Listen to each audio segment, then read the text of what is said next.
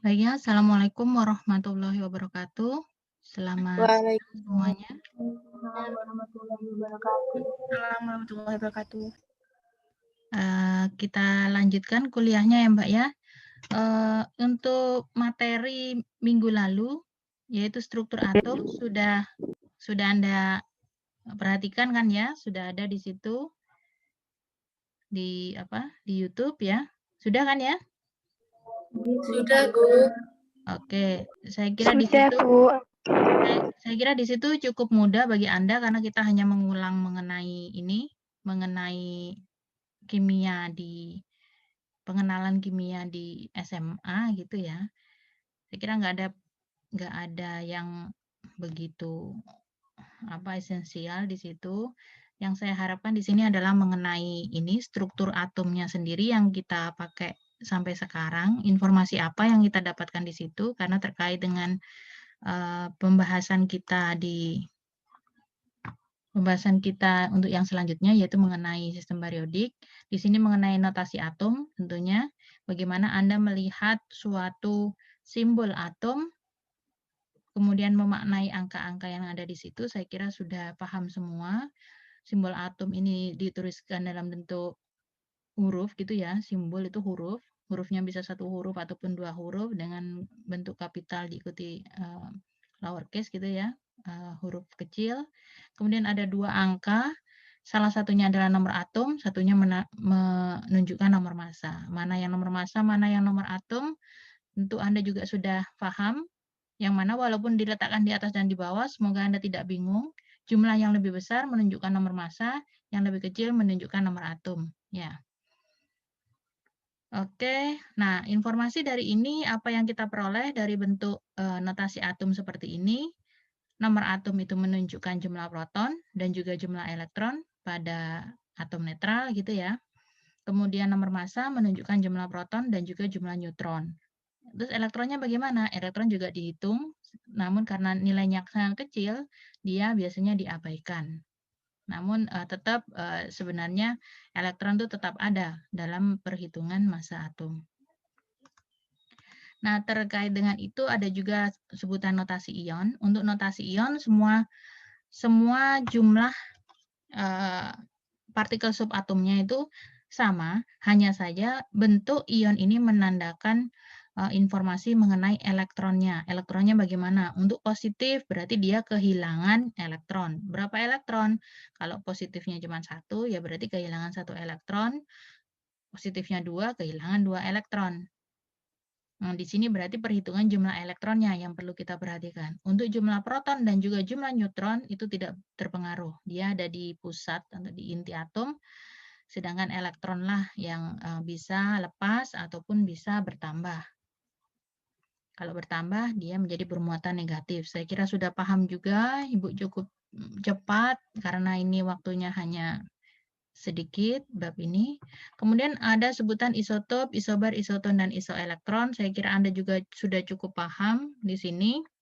Nanti kita juga bisa lebih detail mengetahui tentang isotop di bawah ini dengan cara mengetahui massa atom rata-ratanya.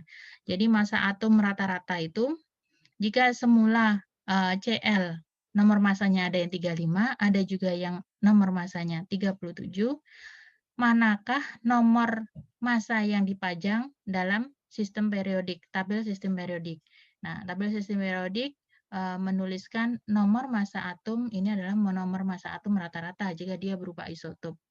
Nah, itu ditampilkan di dalam tabel sistem periodik dengan cara perhitungan terkait dengan kelimpahannya di alam.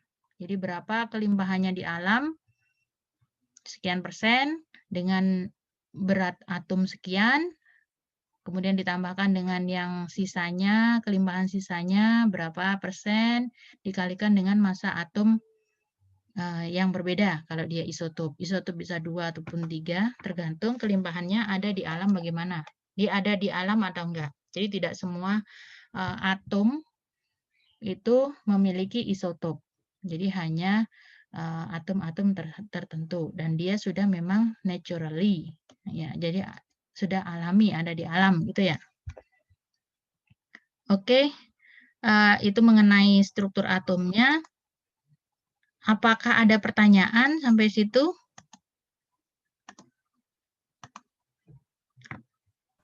Dari kelas E? Banyak? Ada, Dahlia?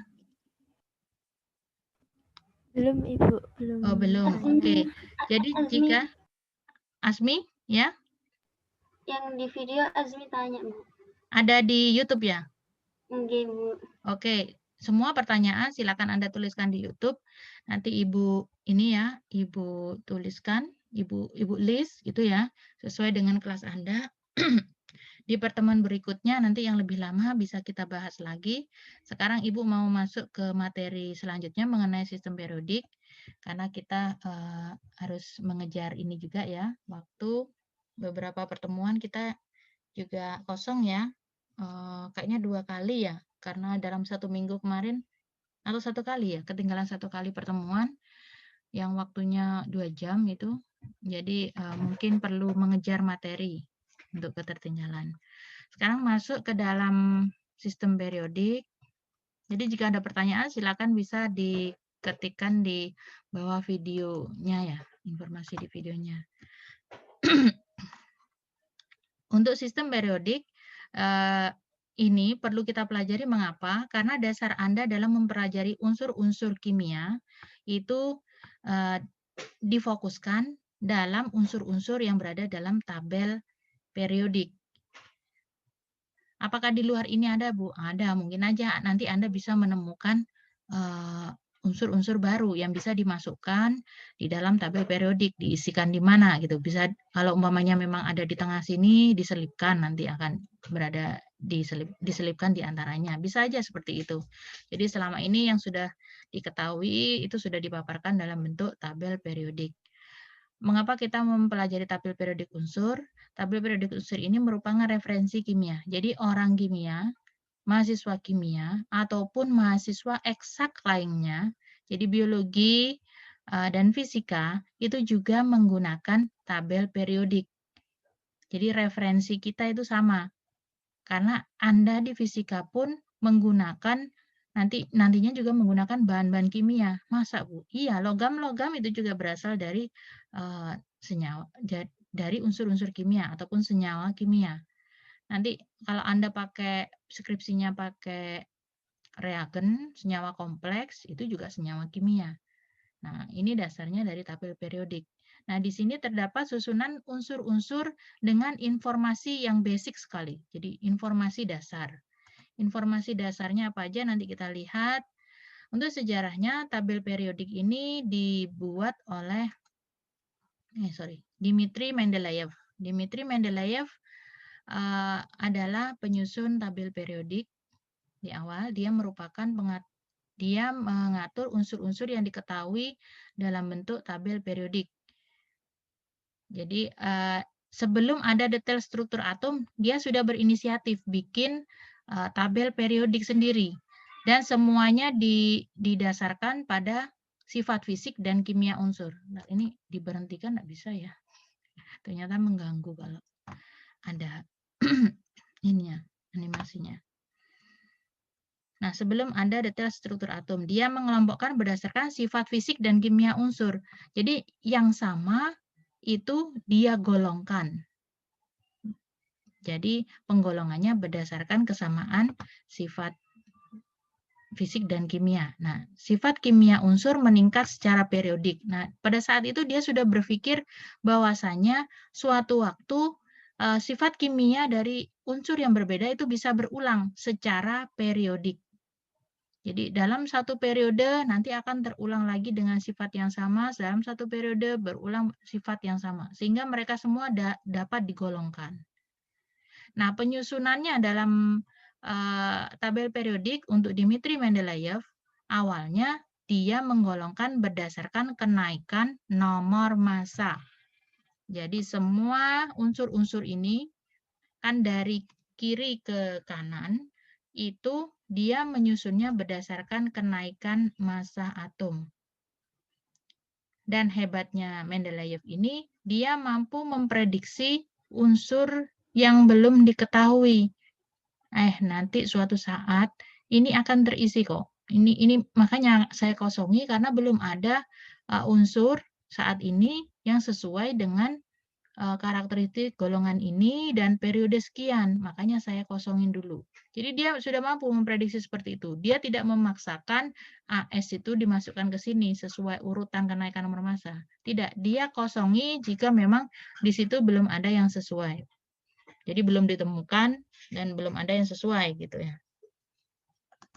Dan faktanya saat unsur-unsur tersebut ditemukan gitu ya, unsur-unsur baru ditemukan, ternyata memang memiliki kemiripan sifat dengan yang kosong tadi, tempat yang kosong tadi. Itu hebatnya Mendeleev. Nah, pada saat ini tabel periodik yang kita gunakan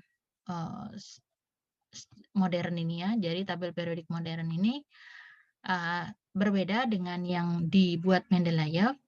Di sini tidak berdasarkan kenaikan nomor massa, melainkan berdasarkan kenaikan nomor atom.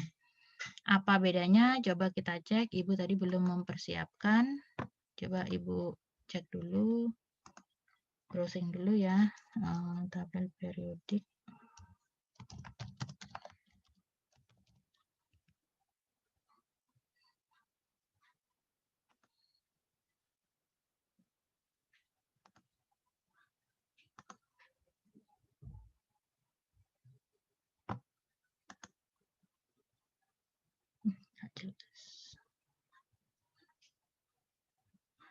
Maaf ya, ini nggak jelas. Coba.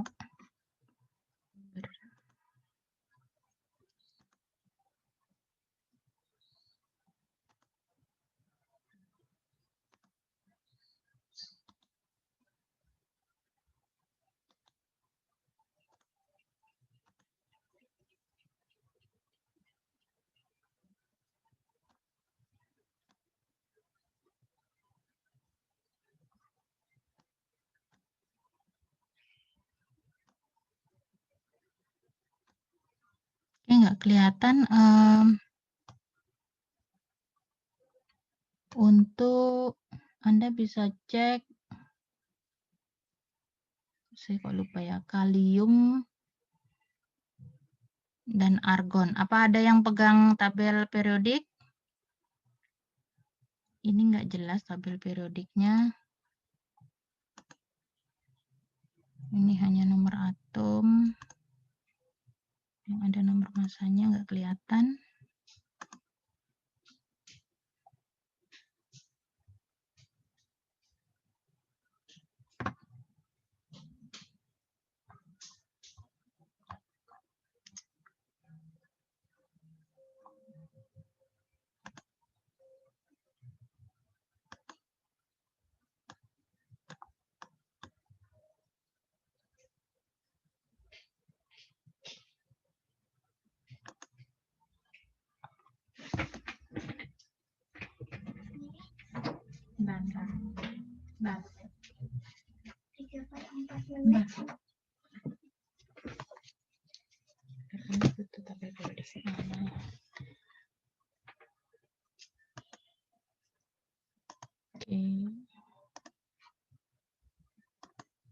Ibu nggak bisa dapatkan ini ya, tabel periodik yang jelas. Tadi Ibu lupa belum menyiapkan tabel periodiknya. Tapi bila Anda punya tabel periodik, atau nanti ini kan Ibu upload hasil Zoom kita, Anda bisa cek di tabel periodik untuk unsur argon. Argon itu memiliki, nggak bisa diperbesar, argon punya nomor atom 18, kaliumnya itu 19. kalsium 20.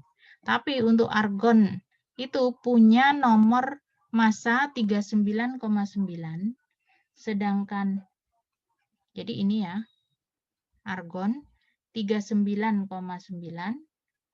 Kemudian selanjutnya, jadi ini kan disusun urut kan secara periodik, jadi dia berulang ke bawahnya, ke sini lagi ke bawah.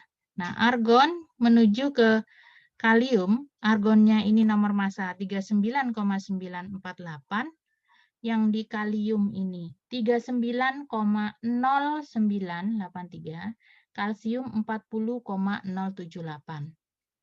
Nah, di sini dari 39,9 ke 39,0, kemudian 40,0. Di sini kan terlihat kejanggalan. Walaupun nomor atomnya naik 18, 19, 20, nomor masanya sempat mengalami penurunan dari 39,9 ke 39,0. Kemudian 40,0. Nah, ini tabel periodik baru kita menyusunnya seperti ini, berdasarkan kenaikan nomor atom 18, 19, 20. Namun dalam tabel periodik Mendeleev itu berdasarkan kenaikan nomor massa. Kalau diurutkan berdasarkan kenaikan nomor massa, akhirnya terdapat keganjilan. Argon harusnya nggak di sini, argon berada setelah kalium. Namun ternyata dipaksakan seperti apa, kalium itu nggak matching dengan sifat kimia dan fisika dari golongan 8A. Nah, dari kekurangan seperti itu, argon juga sama, dia tidak bisa dicocokkan dengan golongan 1A, dia gas, bukan logam gitu ya.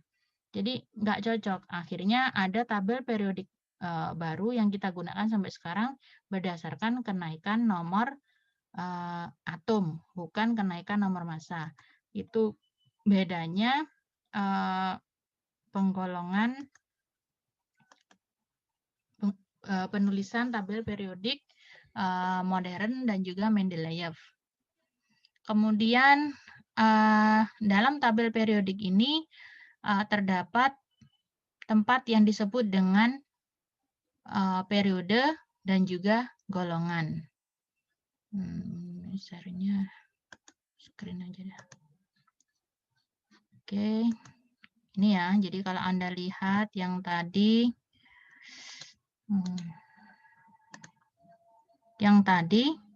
Anda lihat golongan ini yang ke bawah, pasti Anda sudah paham ya. Golongan 1, golongan 2, periode 1 yang mendatar, periode 2, periode 3. Saya kira sudah paham yang itu.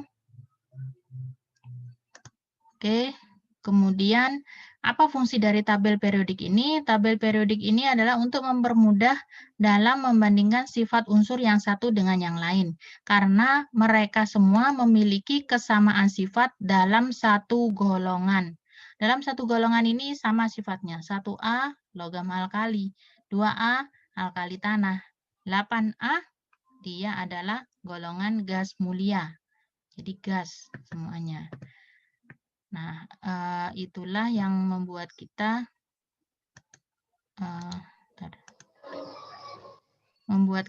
lebih mudah mempelajari atau membandingkan sifat unsur satu dengan yang lain, yaitu menggunakan tabel periodik.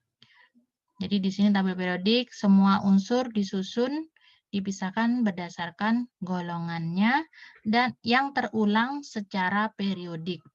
Jadi maksudnya secara periodik, ya setelah di sini, nanti dalam satu periode lagi, jadi dalam satu waktu tertentu, akan terulang lagi sifat yang sama untuk unsur yang berbeda.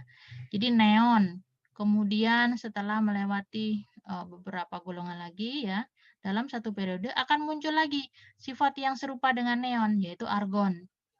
Sifat kimianya sama ini, sifat fisikanya sama, dia gas, kemudian stabil. Nah, setelah argon secara periodik muncul lagi kripton. Nah, di sini Anda akan dapati sifat kimia dari unsur itu akan berulang secara periodik. Makanya ini disebut dengan tabel periodik. Oke. Nah, dalam tabel periodik ini terdapat hukum berkala. Berkala ini adalah periodik gitu ya, hukum periodik.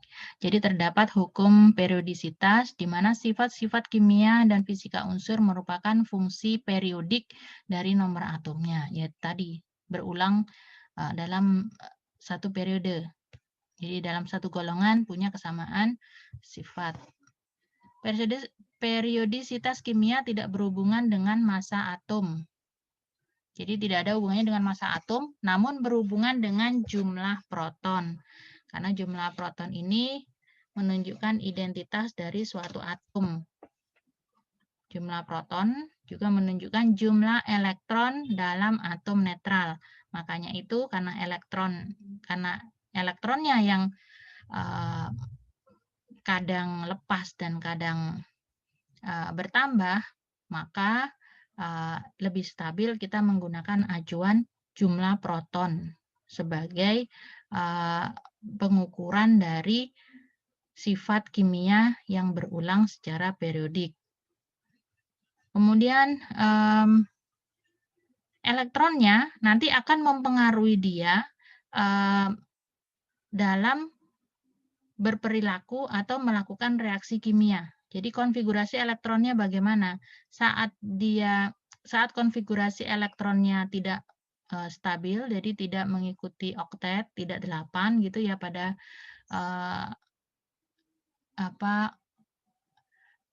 dalam lintasan terluarnya, maka dia bisa mengalami reaksi untuk menuju kestabilan, bisa dengan melepas elektron ataupun bertambah elektronnya.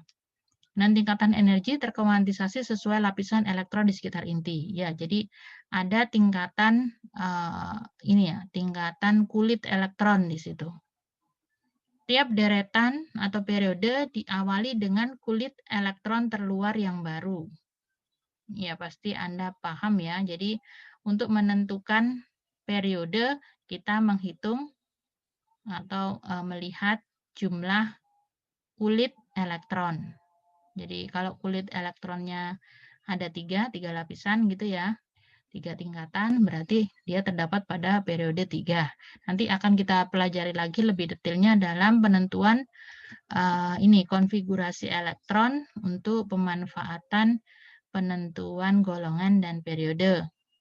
Kemudian kolom berarti yang vertikal. Kolom dalam sistem periodik, dia menunjukkan golongan, mengandung unsur-unsur yang memiliki sifat kimia dan fisika yang serupa. Ya, kecuali helium. Di sini helium ini diintegrasi dari jumlah elektronnya pada kulit terluar, dia stabilnya 2 ya, jadi tidak mengikuti oktet. Nah, di sini gambaran dari tabel periodik serupa dengan yang tadi, di mana ada penggolongan, kolomnya ini adalah golongan, kemudian yang yang horizontal ini adalah periode. Saya kira sudah paham yang seperti ini.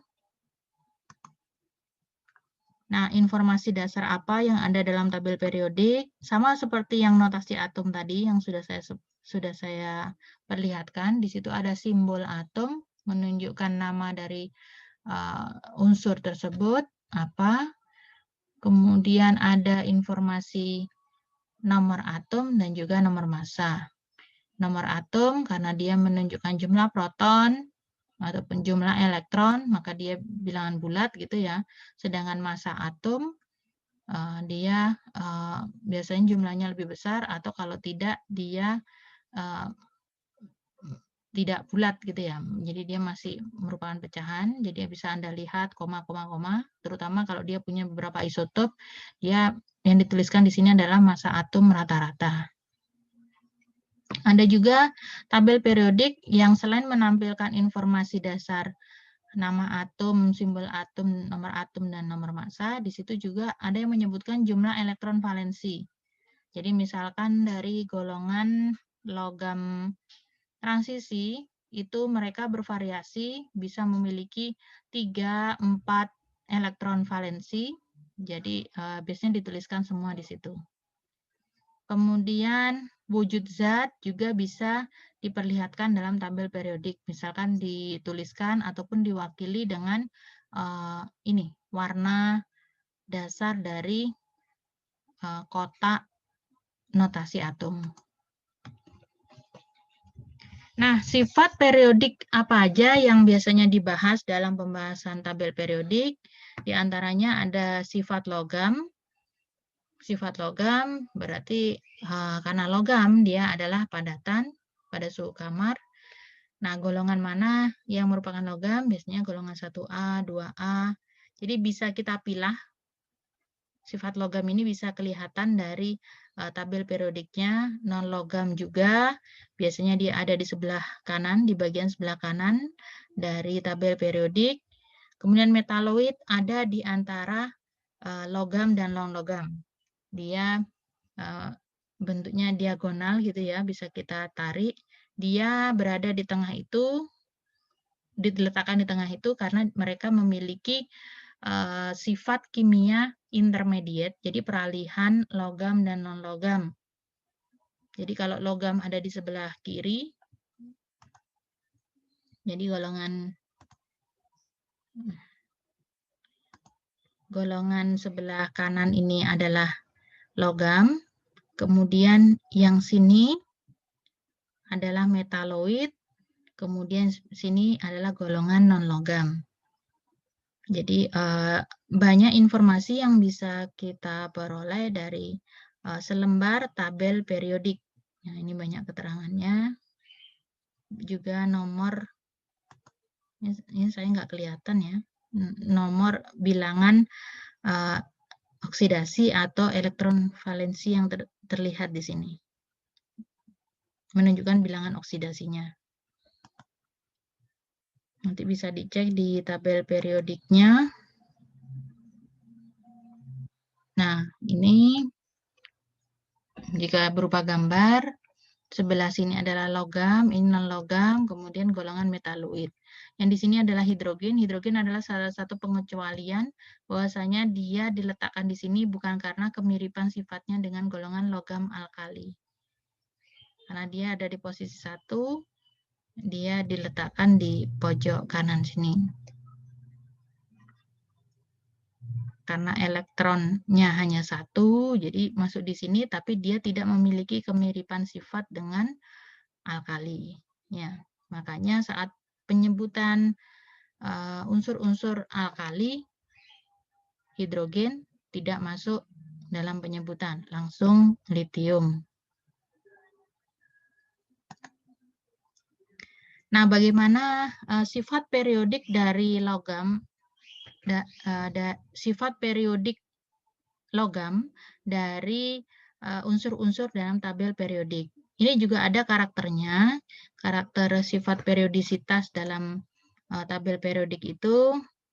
Sifat logam, ini ya, karakter logam untuk unsur-unsur dalam satu golongan dari atas ke bawah semakin besar dari dalam satu periode dari kanan ke kiri semakin besar.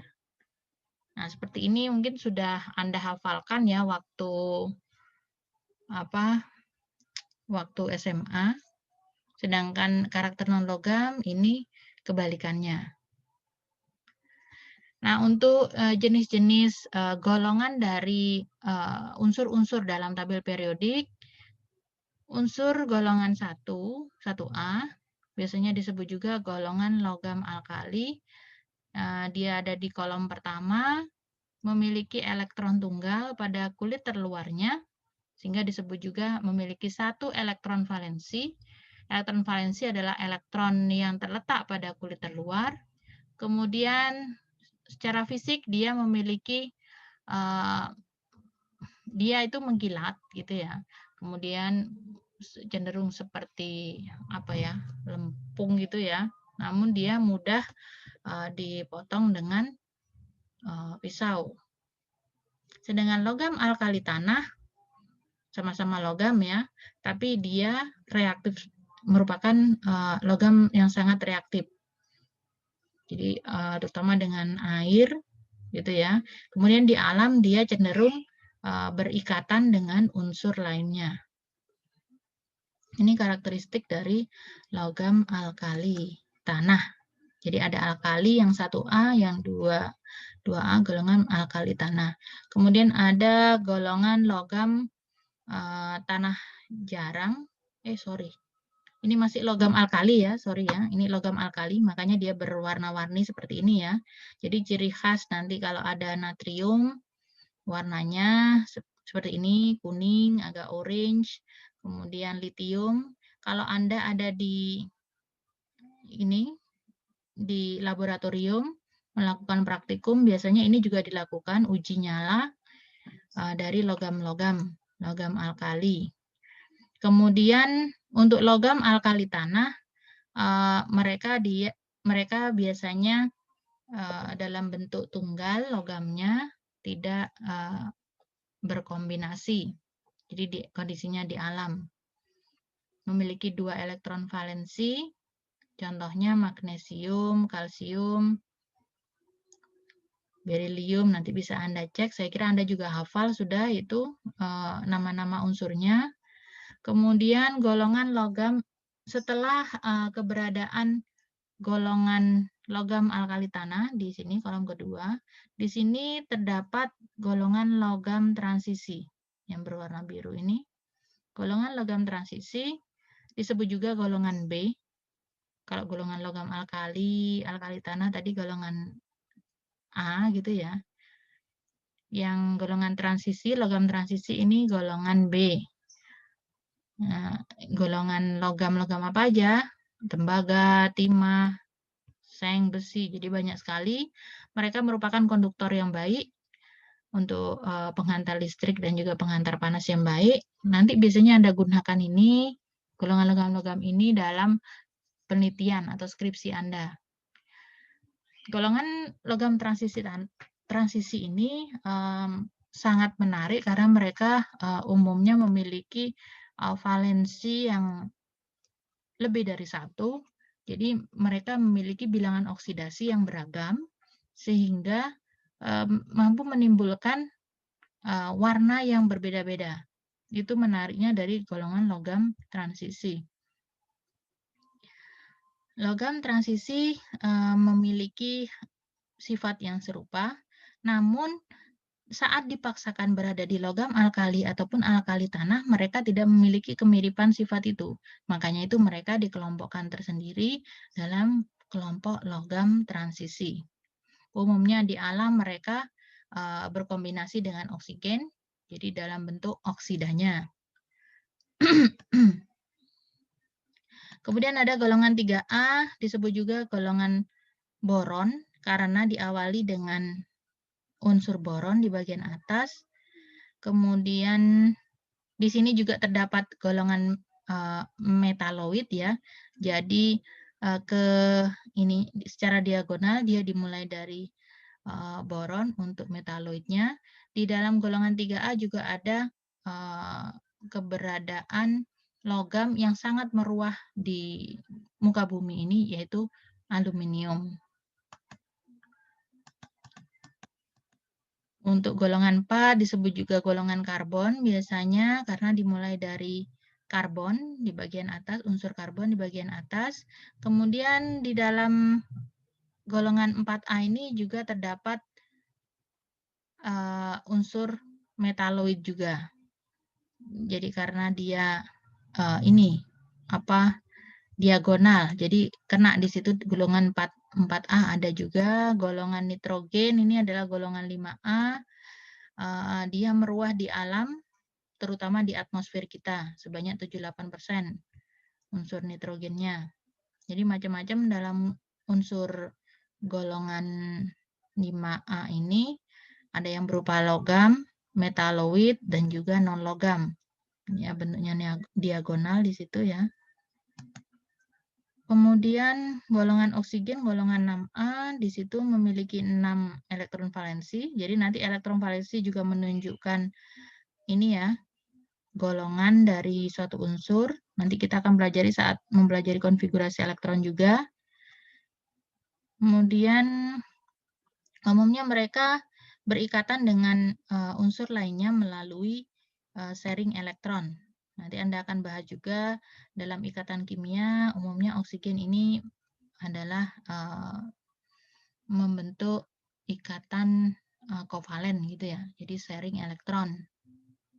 Oksigen juga meruah dalam lempeng bumi kita ini.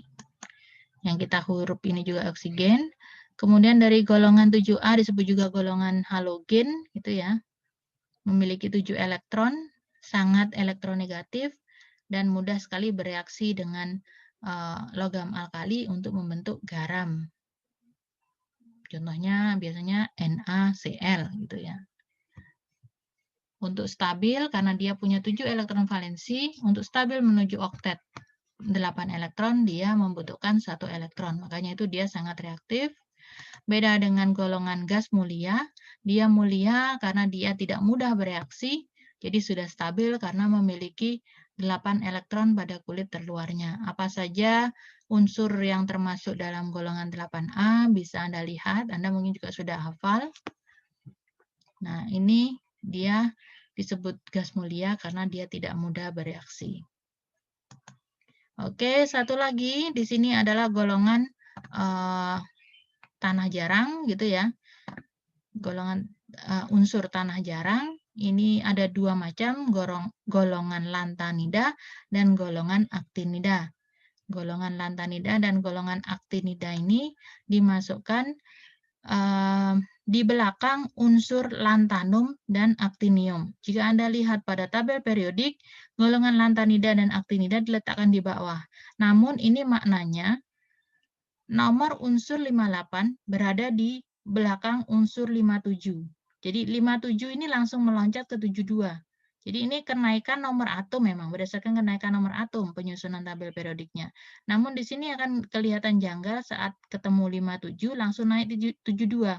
Padahal maksudnya dalam unsur lantanum ini terdapat kemiripan sifat dalam satu deret yang disebut lantanida, sehingga setelah unsur lantanum 57 di sini ada cerium 58, kemudian 59, 60 sampai 71. Jadi sekian banyak unsur ini masuk dalam golongan lantanida. Di sini ada pengerutan jari-jari atom, mereka semua memiliki kesamaan sifat dalam golongan lantanida. Jadi sejatinya ini gambar yang ada di bawah ini sebenarnya dipotong, kemudian ditekuk-tekuk menuju ke belakang, ditumpuk berada di belakang lantanum. Baru dilanjutkan hafnium. Begitu juga dengan aktinium, ini diikuti oleh thorium unsur nomor 90 setelah aktinium 89. Baru setelah 103 dia naik ke 104. Oke, mungkin itu macam-macam dari jenis golongan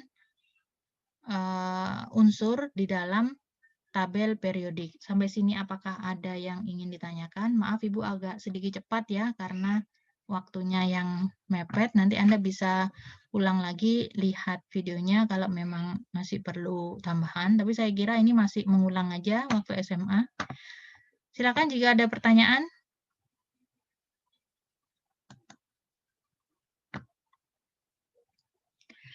Tidak ada. Baik, kalau tidak ada, besok saya lanjutkan pada sifat periodik dari unsur. Jadi sistem periodiknya, tabel periodiknya sudah. Kita akan masuk ke sifat periodik unsur. Semoga nutut, langsung masuk ke konfigurasi elektron. Baik ya. Silakan yang belum mengisi presensi bisa segera ngisi presensi karena 5 menit lagi kuliahnya berakhir. Oke, apakah Anda ada tugas minggu lalu?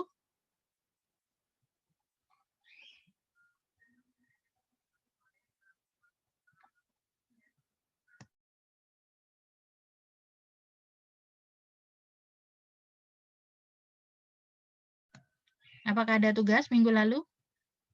Ainaya? Iya, Bu. Gimana? Sepertinya tidak ada, Ibu. Nggak ada ya? Aisyah, menurut Anda ada nggak? Sepertinya tidak ada juga. Sepertinya tidak ada. Oke, berarti kayaknya saya kasih tugas itu berarti di kelompok D. Ada tugas mengenai ini, penentuan ini, hasil dari struktur atom. Nanti saya masukkan di ini ya, kolomnya ya, di pertemuan kita sekarang ya. Nggak sulit kok, cuman kan untuk mereview ini pengetahuan Anda yang lalu di SMA, supaya saat bahas konfigurasi elektron kita nggak bingung lagi. Ya, tugasnya nanti akan saya upload di kolom ini ya, sistem periodik ya. Tolong dicek ya. Iya, Bu. Baik. Ya. Baik, Ibu. Baik, mungkin itu saja dari Ibu. Ibu akhiri sekian, kita ketemu lagi besok. Semoga ilmu yang tadi bermanfaat ya. Terima kasih atas perhatiannya. Assalamualaikum warahmatullahi wabarakatuh. Waalaikumsalam warahmatullahi wabarakatuh. Warahmatullahi wabarakatuh.